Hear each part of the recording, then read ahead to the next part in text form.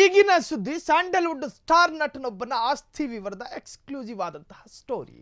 ನೀವೆಲ್ಲೂ ಕೇಳಿರದ, ನಿಮಗೆ ಯಾರು ಹೇಳಿಕೊಡದಂತಹ ಆಸ್ತಿಯ ಇಂಚಿಂಚು ಮಾಹಿತಿಯನ್ನ ನೀವೀಗ ಫ್ರೀಡಂ ಟಿವಿಯ ಸ್ಕ್ರೀನ್ ಮೇಲೆ ಗಮನಿಸ್ತಾ ಇದ್ದೀರಿ.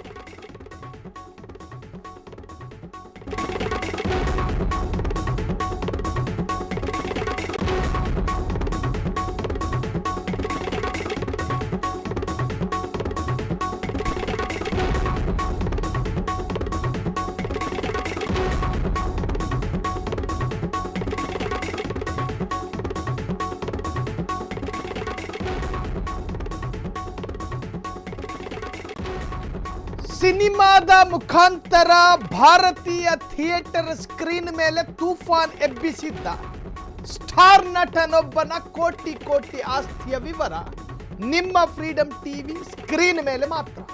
ಆ ಸ್ಟಾರ್ ನಟ ಸಿನಿಮಾ ಇಂಡಸ್ಟ್ರಿಗೆ ಬಂದು ಕೇವಲ 8 ರಿಂದ 10 ವರ್ಷ ಆಗಿರಬಹುದು. 10 ವರ್ಷದಲ್ಲಿ ಕೋಟಿ ಕೋಟಿ ಆಸ್ತಿ ಸಂಪಾದನೆ ಮಾಡಿದ್ದು ಹೇಗೆ? ಒಂದಲ್ಲ ಎರಡಲ್ಲ ಕೋಟಿ ಕೋಟಿ ಆಸ್ತಿ ಸಂಪಾದನೆ ಮಾಡಿದ್ದಾರೆ. ಹಾಗಾದ್ರೆ ಹೆಂಗ್ ಮಾಡ್ಕೊಂಡ್ರು? ಆ ನಟ ಖಳ ನಟನ ಪಾತ್ರಕ್ಕೆ ಈಗ 200 ಕೋಟಿ ಸಂಭಾವನೆ ಪಡೀತಾರಂತೆ. ಇದು ಸ್ಯಾಂಡಲ್ವುಡ್ ಸ್ಟಾರ್ ನಟನೊಬ್ಬನ ಆಸ್ತಿ ವಿವರದ ಮೆಗಾ ಎಕ್ಸ್ಕ್ಲೂಸಿವ್ ಸುದ್ದಿ. ಕೋಟಿ ಕೋಟಿ ಆಸ್ತಿಯನ್ನ ಹೊಂದಿದ್ದಾರೆ ಆ ಸ್ಟಾರ್ ನಟ. ಆ ಸ್ಟಾರ್ ನಟ ಸಿನಿಮಾ ಇಂಡಸ್ಟ್ರಿಗೆ ಬಂದು ಕೇವಲ 8 ರಿಂದ 10 ವರ್ಷಗಳ ಮಾತ್ರ ಆಗಿದ್ದಾವೆ. ಒಂದಲ್ಲ ಎರಡಲ್ಲ ಕೋಟ್ಯಾಂತರ ರೂಪಾಯಿ ಆಸ್ತಿಗಳಿದೆ. ಅಷ್ಟಕ್ಕೂ ಆ ನಟ ಯಾರು ಗೊತ್ತಾ? ಎಸ್, ಆ ನಟ ಬೇರೆ ಯಾರು ಅಲ್ಲ, ಭಾರತೀಯ ಸಿನಿಮಾ ಥಿಯೇಟರ್ಗಳಲ್ಲಿ ಮಿಂಚುತ್ತಾ ಇರುವಂತಹ ಸ್ಟಾರ್ ನಟ. ಹಾಗಾದ್ರೆ ಆ ನಟ ಯಾರು? ಬೇರೆ ಯಾರು ಅಲ್ಲ, ಅವರೇ ನಮ್ಮ ರಾಕಿ ಬಾಯ್ ಯಶ್. ರಾಕಿಂಗ್ ಸ್ಟಾರ್ ಯಶ್ ಈಗ ಕೋಟಿ ಕೋಟಿ ಆಸ್ತಿಯ ಒಡೆಯ.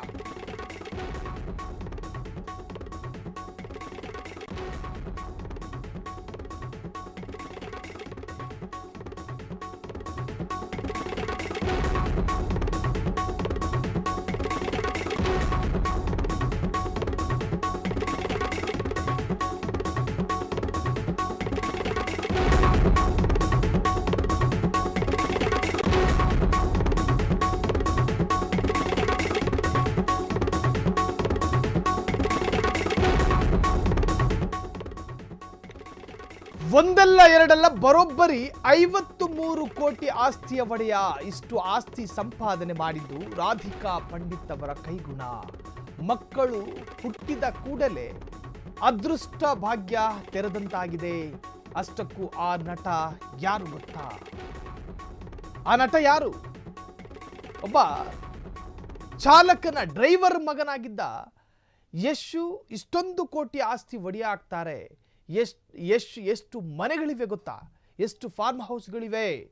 ಪತ್ನಿಗೆ ಎಷ್ಟು ದುಬಾರಿ ವಸ್ತುಗಳನ್ನು ಕೊಡಿಸಿದ್ದಾರೆ ಗೊತ್ತಾ? ಒಂದಲ್ಲ ಎರಡಲ್ಲ ಬರೋಬ್ಬರಿ 53 ಕೋಟಿ ಆಸ್ತಿಯನ್ನು ಹೊಂದಿದ್ದಾರಂತೆ.